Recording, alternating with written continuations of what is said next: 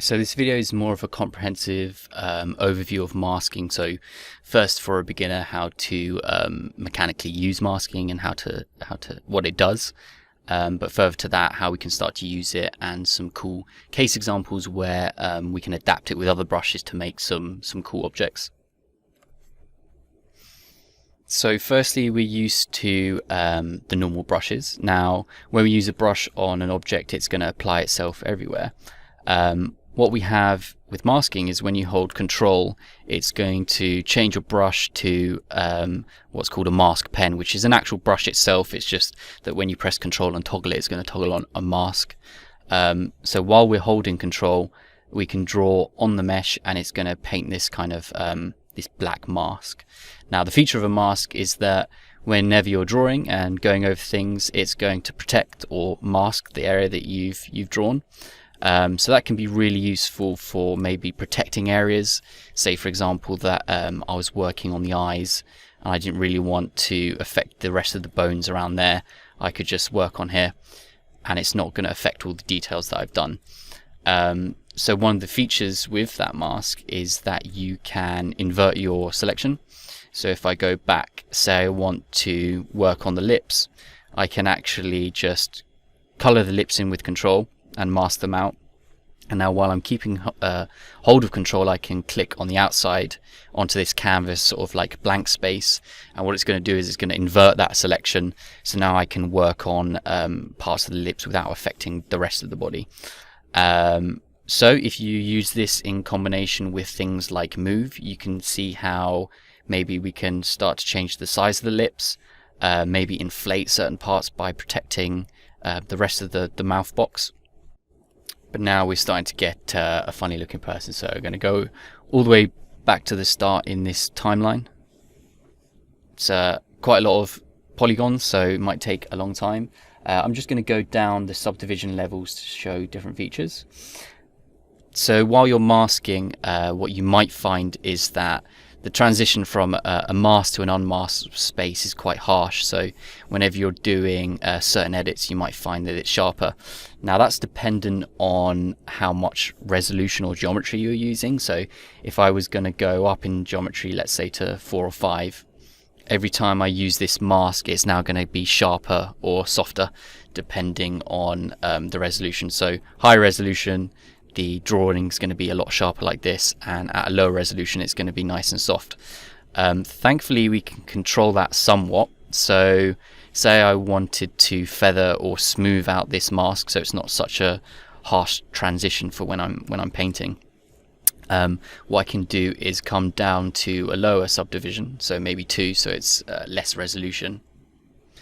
I can then press Control, and then if I click on the masked area itself, you can see it's somewhat faded, and basically what it's done is it's smoothed itself out, or like reduced its sharpness. However, the sharpness is depending on how much resolution you have. So what we saw here was that we smoothed out the mask and it was quite a substantial effect because the resolution was so low. So when it goes across the polygons, it goes quite a far distance.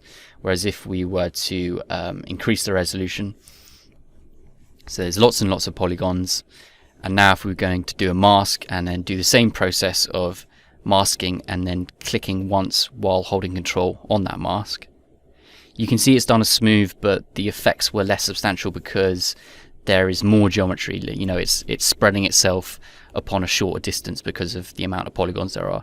So you do have to keep that in mind, especially when you're doing subdivision modeling, so scrolling up and down, but at the same time you can use that to your advantage to manipulate the mask in a certain way. Another trick we can use with masking is changing a couple of the settings. So when you're holding Control, obviously you've got your alphas and your freehands. We can change this application method. So right now it's just the pen on freehand. You can change that to potentially like a lasso selection, which is just kind of like outlining with your mouse, or we can change it to a circle, for example.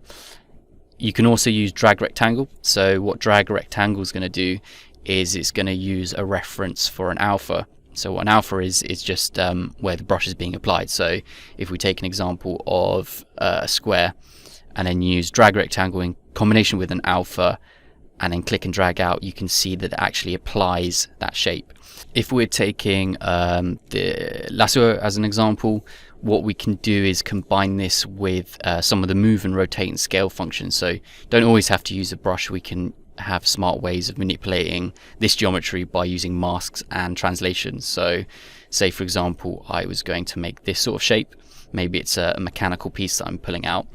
One thing I do want to note is that when I use this mask, it actually went through the entire object, so it's not just drawing it on the face, it's considering the entire 3D object. So on this side, what I want to do is hold Control for masking functions, but this time I want to hold Control and Alt, and what this is going to do is going to remove parts of the mask, and that means that now I've only got the piece that I intended.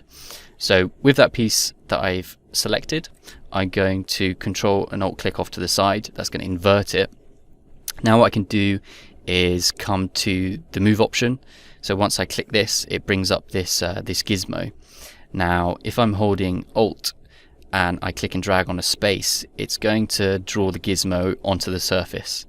Now once that's done, what I can do is, while letting go of everything, is just use the mouse keys to sort of like move parts of geometry around. So you can see via masking, when I do a move function, that it's only going to affect the parts that haven't been masked. So you can use that to your advantage, and then once you've finished, what you can do is hold Control to clear the mask. So what we've done here is we were drawing a mask, and then we inverted it, we dragged it out with a gizmo, and then we can clear it by just drawing a blank space or a blank mask off to the side of the canvas, and that's going to clear it. So you might even want to use that in combination with the smoothing. So again, when we're just clicking on the mask itself with Control, you can feather the effect so it's not so harsh, so it's not such a steep incline. And from that, you can start to you know sculpt on top of that and create all sorts of cool shapes. What I think would be useful is showing a couple of case studies where you'd use that and use masking to make maybe muscles, for example. So the deltoid is usually quite a defined area of the body.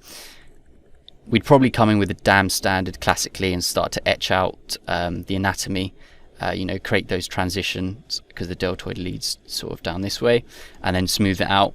Alternatively, depending on how you like to do it, we could also make use of the masking. So what we could do is take a mask and then just either select or paint. I think I want to paint in this example, so I'm just going to come to take the lasso off, change it to freehand, and then have no alpha.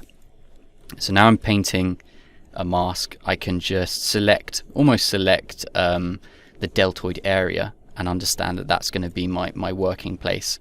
I'm going to Control click off to the side of the canvas, and then that's going to invert it.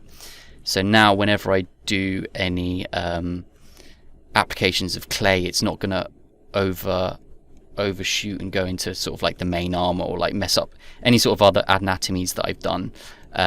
Also, the benefit after doing this a couple of times and then you take the mask off, you've already created somewhat of a transition where the mask used to be. So some people, what they like to do is just select part of the mask that they know a muscle's going to be and where it's going to fade back into the skin.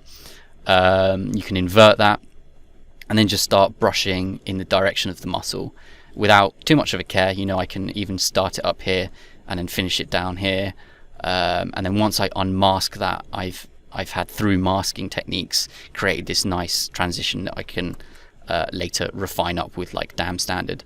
So that's a practical use of using a mask. Another use of a mask is manipulating the positions of joints. So instead of having to kind of rig an entire mesh, we can start to use the gizmo and masking to change the angle of limbs. So say for example, I didn't like the position of the arm, maybe I want it in more of a T pose or sort of like finishing over here. The processes that I'd go through to do that is first I would bring it down to quite a low subdivision. So at lower subdivisions, every sort of movement's going to be softer. You're not going to get these harsh transitions. So when I'm using move, for example, it's quite feathered. When I press Control, I can switch to the lasso, and I'm going to use this almost like a way of selecting a limb. I'm going to finish it around about the joint and then bring it back. I'm then going to hold Control and click on this a couple of times. And can you see how it's smoothed and feathered the selection? The reason it's done it so well is because we are at that lower subdivision. At higher subdivision it wouldn't work like we discussed. So I'm then going to hold Control and then invert that. So now any sort of edits that I do are only going to apply to the unmasked area. So back to the move tool like we did previously with the extrude. I'm going to look at it from the front and try and search for somewhat of a joint. It's not going to be perfect just for the demo, but I'm going to hold Alt and then click, and then I'm also going to hold Shift, and that's going to snap it into an increment where it's just aligned to the world. I can also Alt and click these corner pieces to move the gizmo based on the camera, and I'm just going to try and find the best position for that sort of joint. So now that that's done, I can, while not pressing anything, I can just manipulate this gizmo and it's going to start to move the arms. So this is a really quick way when you're developing. You might want to make a large change to a character, maybe reposition their spine or have them hunched over, or maybe even reduce the size of their neck, for example. So say I don't like the size of her neck, I can select the entire thing. I can control click a couple of times to reduce the feather. I can then just come to the normal transform and just sort of like adjust the proportions and stuff. So you'd use the masking not just to protect areas, but also manipulate them in a certain way, change proportions, and develop sort of on top of that.